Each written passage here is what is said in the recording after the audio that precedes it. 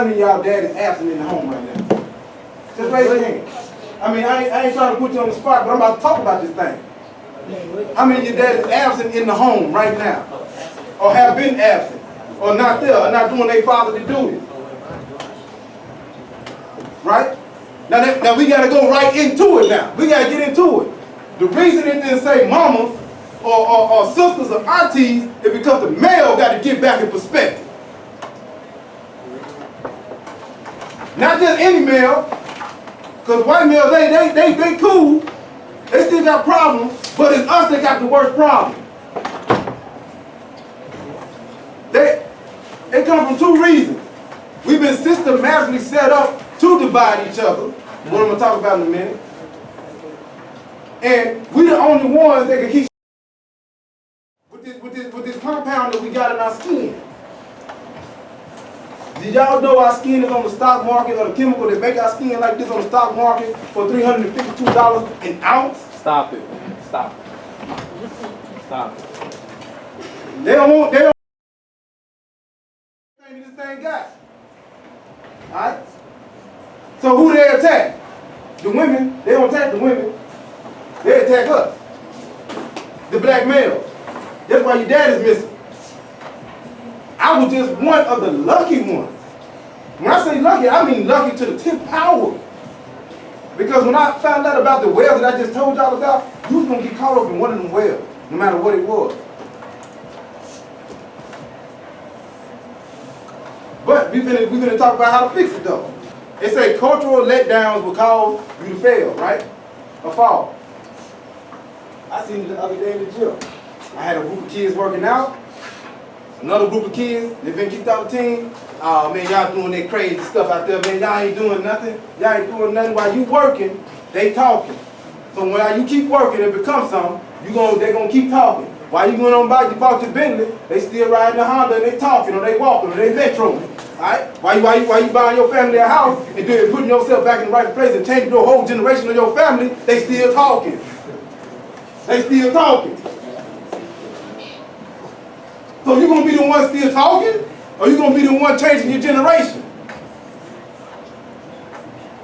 You gotta pick one. What? You gotta pick one.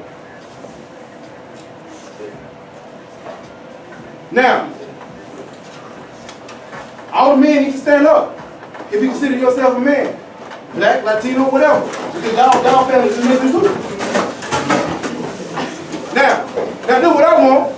If y'all really, no, sit back down. You step to the whole generation. No, you sit down. Yeah, you sit down. You ain't no generational shift. Alright? Step to the whole thing. Now, this is what I want to see when I see y'all in the hallway, because y'all understand the knowledge now. Y'all gonna be the link to change your whole generation. So when I see y'all, I don't want to see what's up, man. No, we gonna do the link. We linking it up right here. Yeah, we linking it up right here, all right? That's what we doing, all right? Because we gonna be the generational shift. That's what you want to see. When you in the game, you bust them up, right? When you in the game and you bust them up, boom, boom, boom, you gonna make that go with your homeboy. Yeah, we gotta get back to that. We gotta get back to that, all right? We gotta get back to that. We gotta get back to our rightful place. Now that's all I got for today. Alright? Y'all kick it until y'all get done.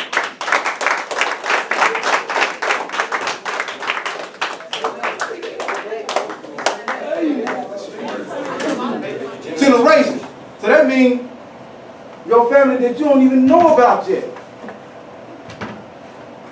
That's how far down the line you're supposed to be thinking.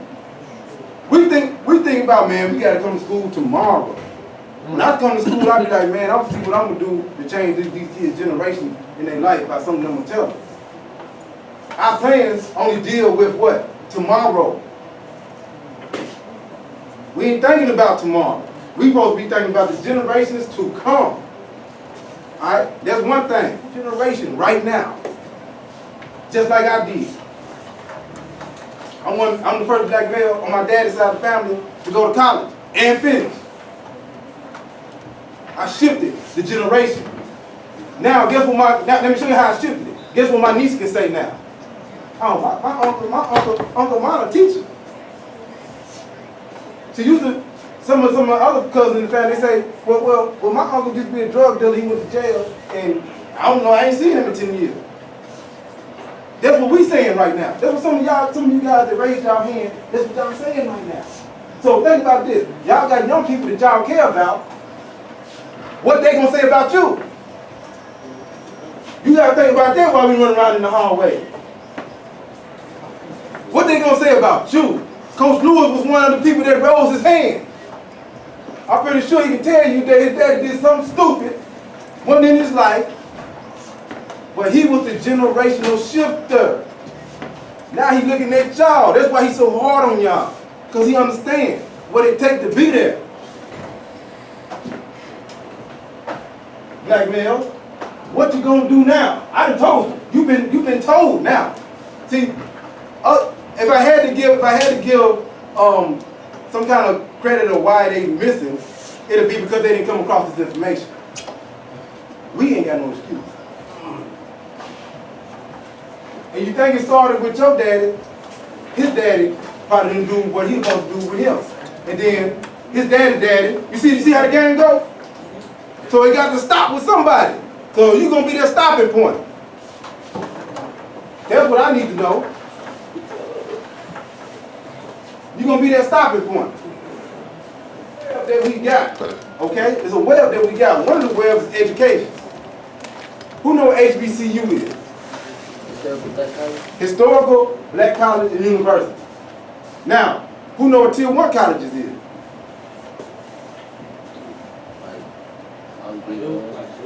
TSU, right?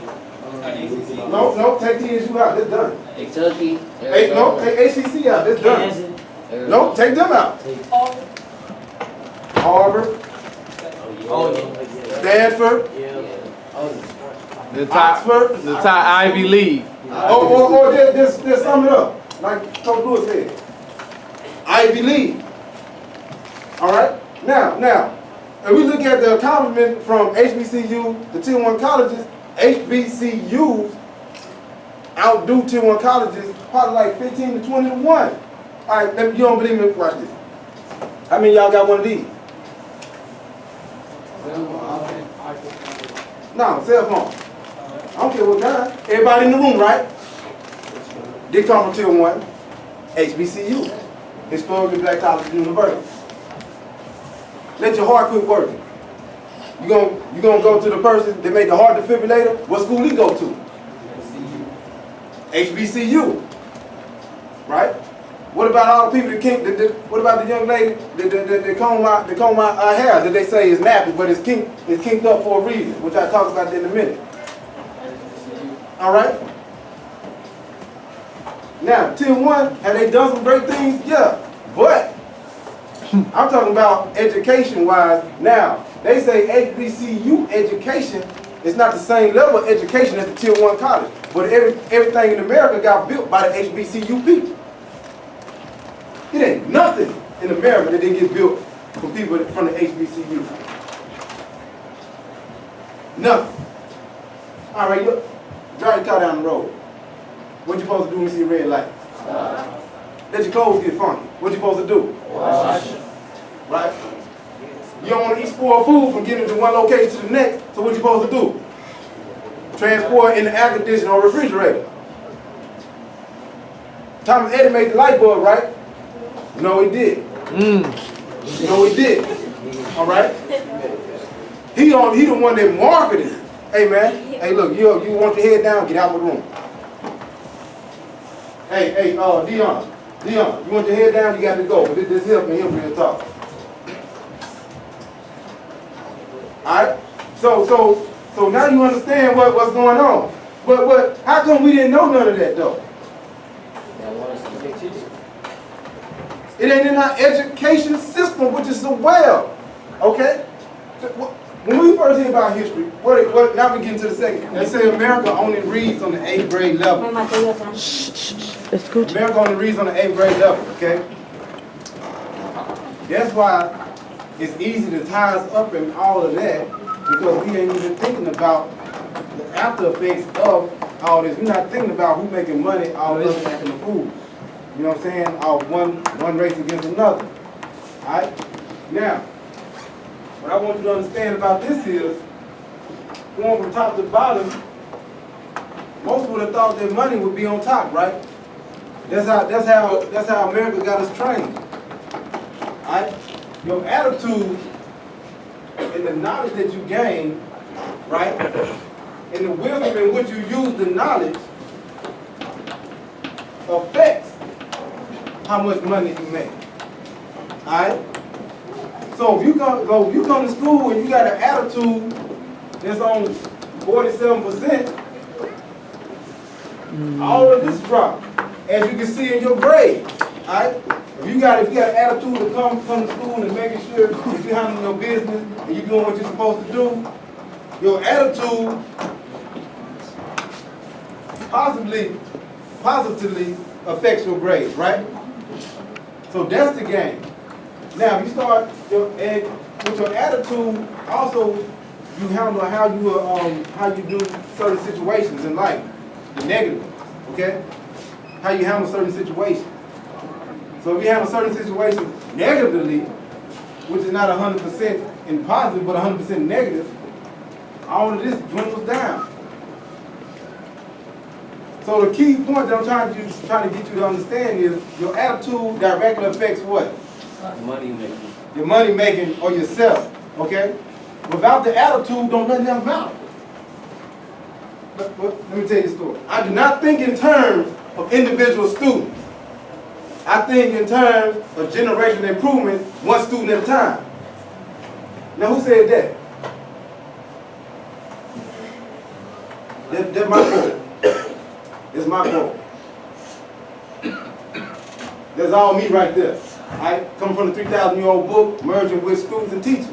So when I look at y'all, not just black people, when I look at my students, I ain't trying to improve you. Because if you do what I asked you to do, I'm going to improve your whole family. I'm getting ready to improve your whole family with this. That's why I come up and go with that Mr. Simmons in. That's why I come up here and do this. I could be chilling.